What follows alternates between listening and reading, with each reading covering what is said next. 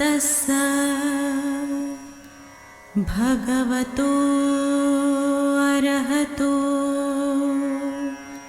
सम्मा संबुद्धस्स। बुद्ध और उनका धम्म बाबा साहेब डॉक्टर अम्बेडकर द्वारा रचित कालजयी पुस्तकों के इस रचना संसार में आपका स्वागत है। आप जानते हैं कि इस समय हम लोग बाबा साहेब डॉक्टर अम्बेडकर द्वारा मूल रूप से अंग्रेजी में रचित ग्रंथ द बुद्ध एंड हिज धम्मा, इसका ये हिंदी अनुवाद आप तक पहुंचा रहे हैं। और ये जो हिंदी अनुवाद है, ये हिंदी अनुवाद भदंत डॉक्टर आनंद कौशल्यायन जी का है। तो आइए इस कड़ी में आगे बढ़ते हैं। आपको हमेशा की तरह याद भी दिला देते हैं कि ये बुद्ध और उनका धम्म के षष्ठ कांड का दूसरा भाग है। और इस दूसरे भाग में बाबा साहेब जिस विषय की चर्चा कर रहे हैं वो चर्चा है भगवान बुद्ध के विरोधी कौन थे। तो जो विरोधी थे वो किस तरह से तथागत बुद्ध के विषय में चर्चाएं करते थे, बातचीत करते थे, लोगों से कहते थे। तो इसकी भी चर्चा बाबा साहेब ने बुद्ध और उनका धम्म में की है। बाबा साहेब लिखते हैं, अब देखिए तथागत के विषय में भी लोग किस तरह का दुष्प्रचार किया करते थे, उस दुष्प्रचार को देखिएगा। तो इसमें बाबा साहेब लिखते हैं कि जादू टोना करके लोगों को धम्म दीक्षा देने का दोषारोपण, लोग इस तरह का दोषारोपण करते थे तथागत बुद्ध पर कि ये जादू टोना करते हैं। एक घटना लिखते हैं बाबा साहेब इसमें। एक बार तथागत बुद्ध वैशाली के महावन में कुटागार शाला में ठहरे हुए थे। अब भद्दी लिच्छवी तथागत के पास आया और बोला, भगवान, लोग कहते हैं कि श्रमण गौतम एक जादूगर है, वह जादू टोना जानता है और उससे दूसरे मतों के अनुयायियों का मत बदल देता है। देखिएगा कि यदि कोई तथागत की बात को जान ले, समझ ले और उनका शिष्य बन जाए तो लोग इस तरह का प्रचार करते थे कि तथागत बुद्ध जो है वो जादू टोना जानता है और वो जादू टोना करके अपने मत वाले लोगों को बना लेता है। तो जो ऐसा कहते हैं उनका कहना है कि हम किसी भी तरह कोई अन्यथा बात नहीं करना चाहते। भगवान, हम लिच्छवी गण के लोग इस आरोप में विश्वास नहीं करते। लिच्छवी कहते हैं कि भाई हम इस तरह की अफवाहों पर बिल्कुल विश्वास नहीं रखते हैं, लेकिन हम ये जानना चाहेंगे कि तथागत का स्वयं का इस विषय में क्या कहना है।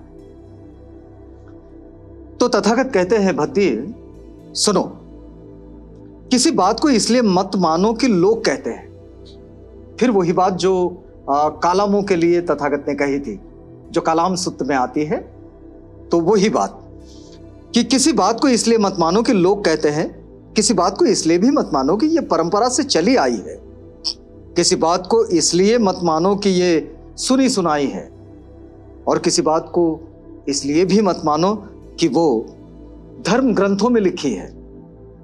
किसी बात को केवल इसलिए मत मानो कि वो तर्कशास्त्र के अनुसार है, तर्कशास्त्र के अनुसार है। शास्त्र में तर्कशास्त्र जो होता है, लॉजिक, उसमें बैठ जाती है, इसलिए भी मत मानो। और किसी बात को केवल इसलिए मत मानो कि वो न्याय शास्त्र के अनुसार है। किसी बात को केवल इसलिए मत मानो कि ऊपरी तौर पर वह मान्य प्रतीत होती है, कि इसको मानना चाहिए, तब भी मत मानो। किसी बात को केवल इसलिए मत मानो कि वह अनुकूल दृष्टि की है। किसी बात को केवल इसलिए मत मानो कि वह ऊपरी तौर पर सच्ची प्रतीत होती है। ऊपरी तौर पर देखने से ऐसा लगता है कि हाँ सच है, ठीक है, इसलिए भी मत मानो। तथा किसी बात को केवल इसलिए भी मत मानो कि वह किसी ऐसे आदरणीय व्यक्ति की कही हुई है जिसके बारे में तुम सोचते हो कि उसकी बात माननी ही चाहिए। किसी बात को इसलिए भी मत मानो कि किसी ऐसे व्यक्ति ने कही है कि जिसकी बात माननी ही चाहिए। लेकिन भद्दिए, यदि तुम अपने ही अनुभव से यह जान लो कि अमुक कर्म पाप कर्म, तथागत हर एक व्यक्ति को सक्रिय बना दे, क्रियाशील बना दे। और तथागत कहते हैं कि देखो भद्दिए, तुम अपने ही अनुभव से ये जान लो कि अमुक कर्म पाप कर्म है, अमुक कर्म अकुशल है, या अमुक कर्म विज्ञ पुरुषों द्वारा निंद है और अमुक कर्म हानिकर है, तो भद्दिए ऐसे कर्म का तुम त्याग कर दो। जो तुम्हारे अनुभव में ये लगे कि ये जो फला काम है ये अच्छा नहीं,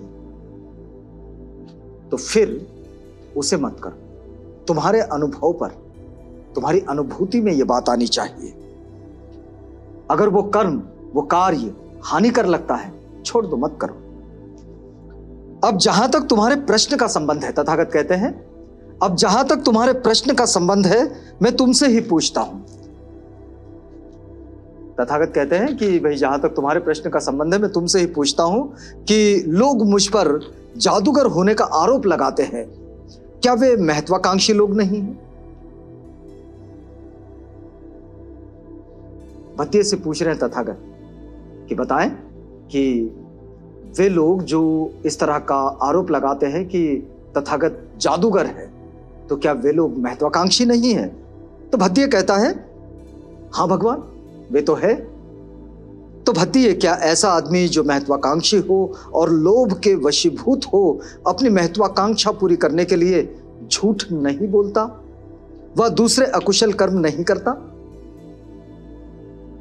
वे कहते हैं कि जो महत्वाकांक्षी है, क्या वो झूठ नहीं बोलता? क्या वो दूसरे ऐसे काम नहीं करता जो अकुशल है? तो भत्तिए कहता है, हाँ तथागत, वो तो करता है ऐसे। तो भत्तिए, जब एक ऐसा आदमी जो द्वेष और बदला लेने की भावना के वशीभूत हो जाता है, तो क्या वो उन लोगों के विरुद्ध, जिन्हें वो समझता है कि वह उसकी महत्वाकांक्षा के पथ के बाधक है, झूठे आरोप लगाने के लिए दूसरों को प्रेरित नहीं करता? वो जो लोभ के वशीभूत हो जाता है, द्वेष के वशीभूत हो जाता है, घृणा के वशीभूत हो जाता है, क्या वो किसी की बदनामी करने के लिए, क्या वो झूठ नहीं बोलता?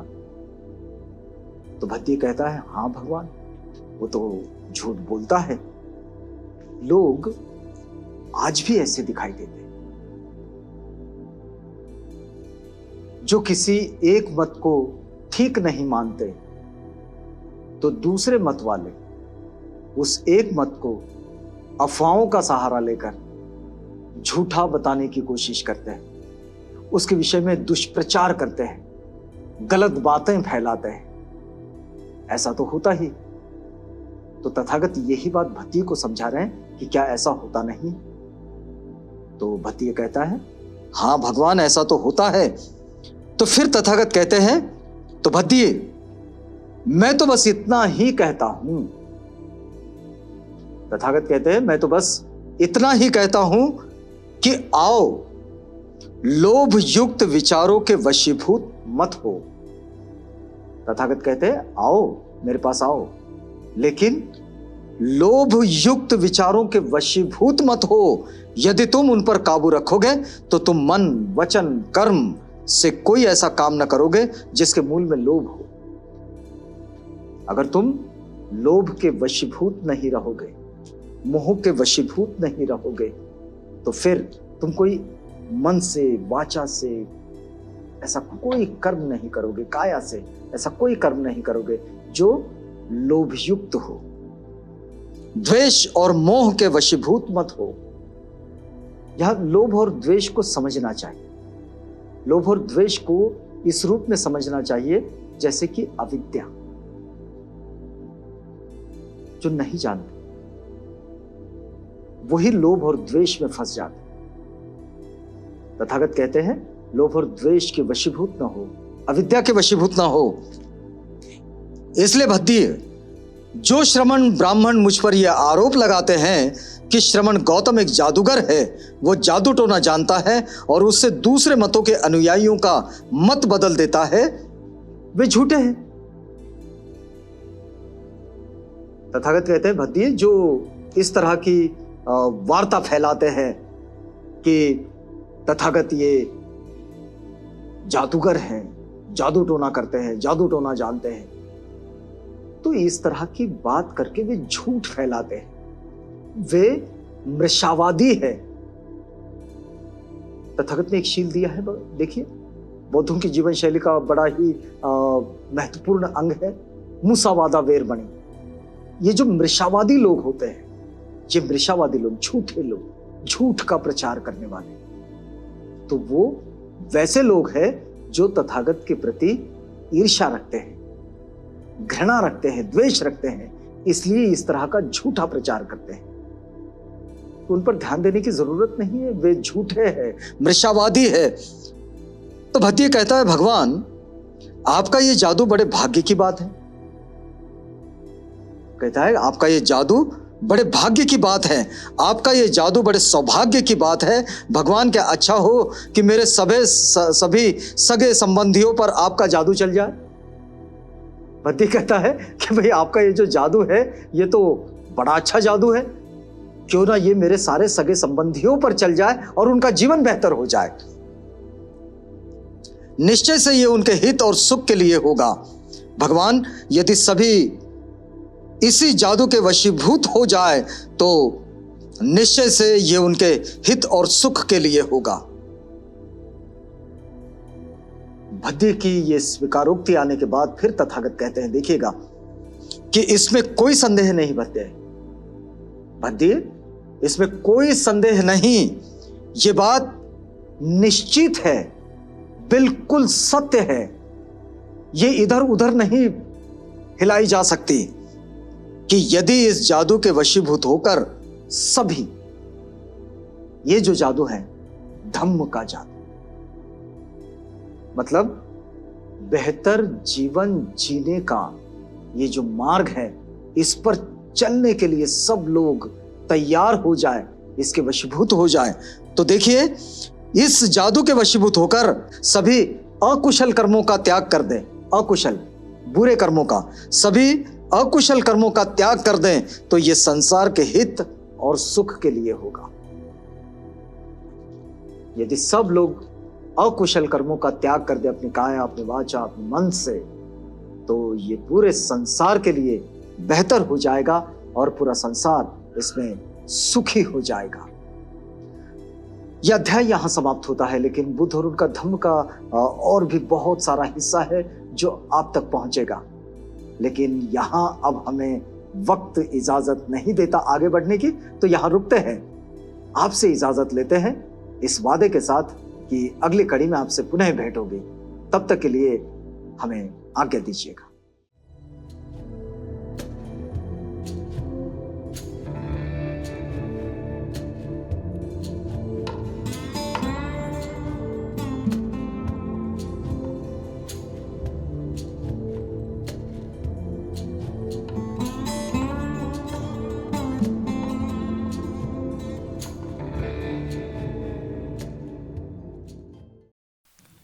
बुद्ध और उनका धम्म।